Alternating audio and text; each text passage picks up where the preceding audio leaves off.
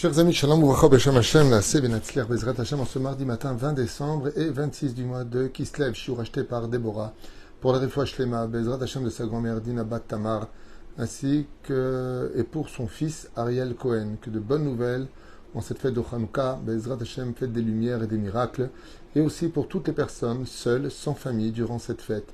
Que Kadosh Baruch Hu leur envoie de la joie, du bonheur, et qu'ils soient invités durant les fêtes. Oh, quel message pour lequel Bezrat Hashem, ici, les choses sont clairement dites, qu'on n'oublie personne. D'ailleurs, je rappellerai qu'il y a une grande mitzvah de toujours s'inquiéter à ce que tout le monde ait de quoi allumer ses lumières à la maison. Et cette très belle métaphore qui rappelle l'obligation de veiller à ce que tout le monde puisse acheter réellement de l'huile pour l'allumage des bougies de Hanouka et faire monter cette lumière, nous rappelle aussi de donner de la lumière sur le visage des gens, de telle façon à ce que Bezrat Hashem, il ne reste pas seul et qu'on puisse leur dire qu'il ne se reste pas transparent à nos yeux.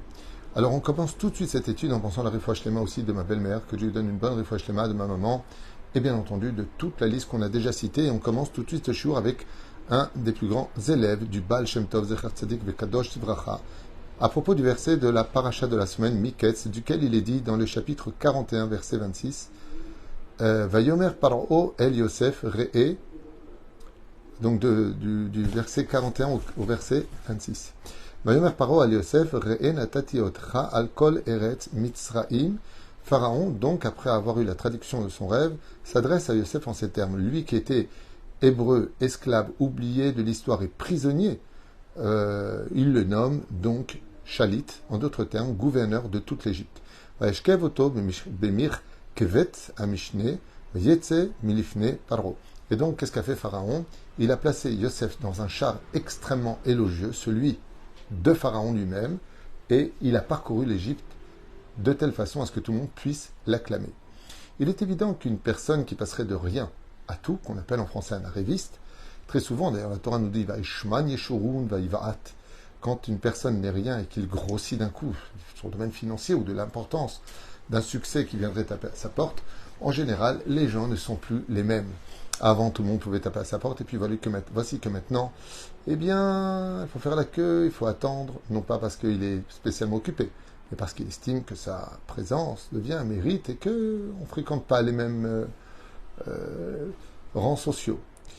Bon, on irait Bezrat Hashem, ce que nous apprend ici le Admour Rabbi Menachem Mendel Panet Midash, Zecher Tzadik Vekadosh Ivracha, dans son livre Ma'agalet Tzedek. Donc un des élèves du Baal Shem Tov a écrit un livre qui s'appelle Ma'agalet Tzedek, il enseigne à propos de ça.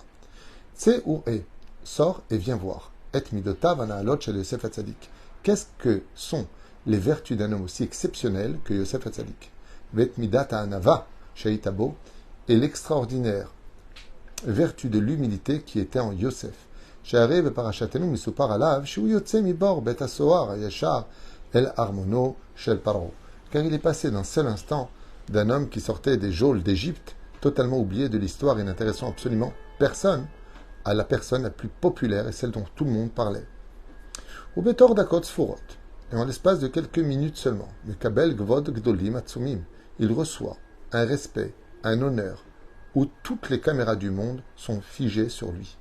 Beotachar, à ce même moment, Ma'abado Mishtane, Me'asir Mishne Lamelech, il passe en un clin d'œil d'un homme des travaux forcés au vice-roi d'Égypte. Veaz, et ainsi, Paro notenlo et tabato, Pharaon lui remet sa bague, au marquis voto bemerkevet amishne le melech, et le place sur un char empreint de tous les pierres précieuses et les trésors de l'Égypte. Vechol Mitzraim, Menaseret beyadav, et toute l'Égypte, bien entendu, lui tend les mains, et tout le monde se prosterne. Et l'épreuve de Yosef Hatzadik, où Dieu, dans le Teilim 7, verset 10, dit qu'il sonde les cœurs et les reins de l'homme, sont exactement les mêmes. Sachez une chose, chers amis, c'est qu'il y a un point très important entre justement les bougies de Hanouka et la paracha de Miketz, qui tombent toujours ensemble. L'un des points, malgré les nombreux Machane Meshutav, c'est-à-dire les nombreux points qui les relient, eh bien, c'est que la flamme, elle est pareille. Vous prenez une flamme pour allumer une petite bougie toute insignifiante, sans aucune importance. Vous y verrez une flamme dans toute son intégrité, et vous la mettez dans de l'huile d'olive, vous allez la mettre dans une bougie ou sur une bougie, regardez par le monde entier, la flamme ne change pas. La Neshama de Yosef, la flamme de Yosef, ne change pas par rapport au fait qu'il grandisse, qu'on le redescende, qu'on l'accuse ou qu'on ne l'accuse pas. Il reste le même. Et c'est vrai que ce qu'il y a d'extraordinaire avec la flamme, c'est que quoi qu'on fasse d'elle, elle ne change jamais. La flamme reste toujours, quoi que l'on fasse cuire dessus, quoi que l'on en fasse, les flammes restent des flammes. Les épérouches Shadavar pour lesquels Yosef Hatzadik devient la lumière de l'Égypte. La reine Idgisha à Torah. Et Yosef est sorti de devant Pharaon. Qu'est-ce que cela vient nous enseigner? Explique l'élève du Baal Shem Tov. Klomar, Yosef Hatzadik Nishar Oto Davar. Il est ressorti exactement comme il était rentré. Il est rentré avec fierté d'être juif, vantant son mérite d'être né d'être de la terre des Hébreux. Il était fier de rester fidèle à Dieu et n'a eu peur de personne. Et il est ressorti avec le même sourire. Gam achare sheyatzam lifnei paro im toar shel mishneh hamelech velo chalu belibo shum shinui utmura. Et donc, comme je vous le disais, insiste dans son livre, il dit, tel qu'il est rentré, il est ressorti. En d'autres termes, la prison ne lui avait pas fait perdre confiance en lui, ni perdre sa fierté d'être juif, et le titre de devenir le vice-roi d'Égypte ne l'avait rien changé en quoi que ce soit. Adain irgish sheurak Yosef. Et c'est pour cela que les titres ne changent pas. Vayavo Yosef, comme c'est marqué, Vayomer paro el Yosef, re natati otra. Dieu s'adresse à Yosef et lui dit, voici Yosef que je vais faire de toi, Mishneh la Melech.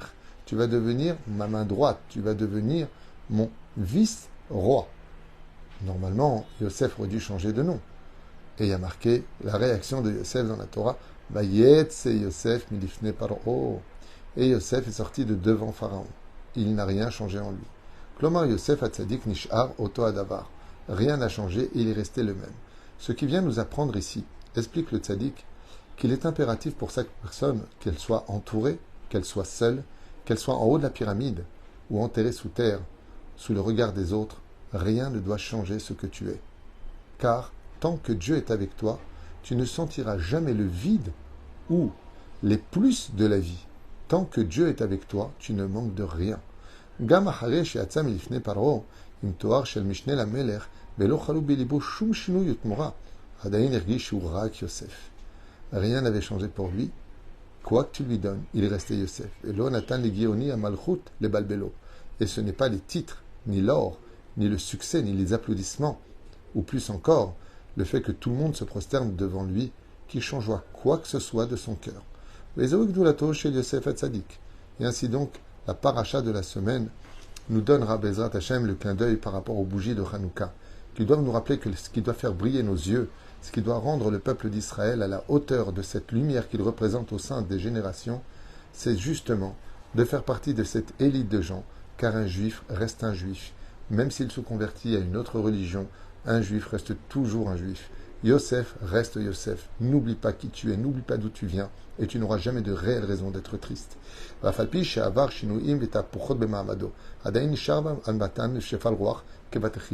Donc il le répète, rien n'a changé.